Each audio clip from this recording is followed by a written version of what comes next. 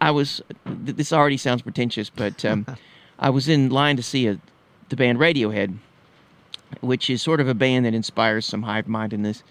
And but we're waiting in line, and they were much younger than me. They're probably 30 years younger than me, 20 years younger than me, at least. And they were behind me, and they started talking to me, and they asked, "Well, what song do you hope they play?" Hey, Grandpa. Yeah. What?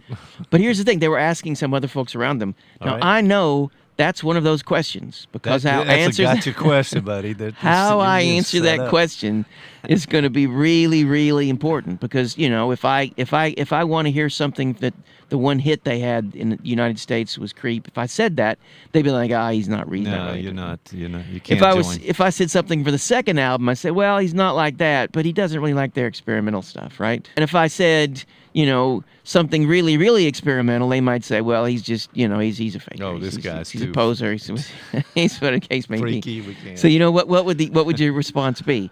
So you knew at that moment that this was a test. This was a Right. test to Right. Are you really one of us? Are you here in line because we're not hanging out with you any longer. do you unless belong to be in this room with Radiohead?